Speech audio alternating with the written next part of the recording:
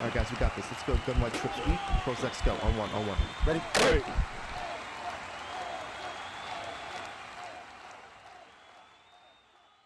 Hey guys, Rocketz here with HuddleGG, and if you've been playing Madden recently, you know it's difficult to blitz the quarterback. In all my years of playing Madden, it's probably the most difficult it has ever been to get consistent pressure without sending at least one more blitzer than your opponent is blocking. So what we've been doing is we've been turning to organic pass rush to get pressure, and in order to do that, you have to understand the mechanics that are going to determine your success rate. In this video, I'm going to focus on offensive line resistance and how you can reduce its impact in your games. And most of you probably know something about offensive line resistance already, but I'm willing to bet at least some of what I'm about to tell you will be new and valuable information to you that's going to help you win more games of Madden. Before I hit record for this video, I just snapped the ball several times to allow my offensive line to build up pass rush resistance. And you can see that resistance represented by the red bars behind my right tackle. And as I cycle through my defensive line here, you're going to notice that each offensive lineman has different resistance built up based on what they faced previously in practice mode here. So over the course of a game, as an offensive lineman gets beat to one side, he's going to build up resistance to prevent getting beaten to that same direction again. And the most important thing to know about offensive line resistance is that it's not just per offensive lineman, it's per each individual offensive line, defensive line matchup. That means if I sub in another defensive lineman in a spot, the offensive lineman will no longer have any resistance built up at all. And we're going to use that fact to our advantage to generate more consistent pass rush.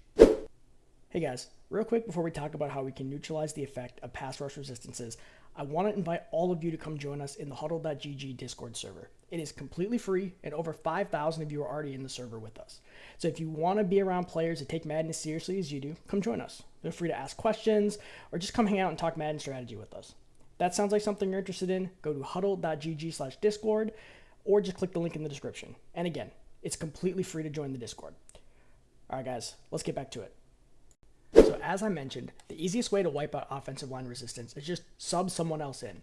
And what we're going to do is we're going to take Bruce Smith out and we're going to put in Reggie White. Just literally could be anyone else, and it's going to completely reset those resistances. So we're going to call the same formation, the same play we were in, but now you're going to notice that when I cycle through the offensive line, the same resistance is here on the right. But when we go over here, nobody has any resistance built up to Reggie White. So that is the simplest way that you can wipe resistances. But obviously the downside is you're going to be cycling through a bunch of different players. And if you're playing CFM or something where you can't just load your roster with talent like you can in MUT, that's probably not the most efficient way to wipe resistances. So a much better way to accomplish the same thing is to just rotate your defensive line. Because remember, the offensive line resistance is per matchup for individual offensive linemen and defensive linemen. So as long as you change that matchup, you're going to reset the resistances. So a lot of formations are going to have a package that does this for you. So I'm in 4-3 even 6-1 here, and we have the DE flip package. And you're going to notice now Myles Garrett, 95, is on the left, and Bruce Smith, 78, is on the right. And if I go back to my base package here, they're flipped. So just by changing the package to DE flip, we're going to accomplish the same thing. So when we come out here, now we look, Bruce Smith has no resistance from the right tackle, and Myles Garrett has no resistance from the left tackle. So if you just remember to do this once a game, maybe at halftime, what that's going to do is completely reset your resistances and allow you to have a lot more success at organic pressure at the quarterback. So let's say your favorite formation doesn't have an equivalent package. It just flips your defensive ends. The simplest thing you can do is you can just use the formation subs mechanic to swap somebody out. So we'll put someone else in here. We'll go back over to Myles Garrett. We'll put Bruce Smith in, put Myles Garrett here, and we can even flip both of our defensive tackles here. Same thing, and now everyone is in a new spot. It's the same for defensive linemen that we had before, but because they're all now in different positions, you're going to have completely fresh resistances. So when we come back in here, look at this. Now there is no resistance built up anywhere on the offensive line. If you're a MUT player, Lawrence Taylor's special AKA ability is by far the best way to almost completely eliminate the effect of pass rush resistance. And the way it works is that every 8 plays, this ability is going to activate. And when it does, the offensive line will be completely wiped out in terms of their resistances. And the only difference between the Blitz AKA ability and the Blitz AKA upgrade ability that I have is that this one's going to take 8 plays to reactivate, and this one's going to reactivate every 9 plays. It's up to you if you want to spend this extra 1,000 training in order to get the better ability.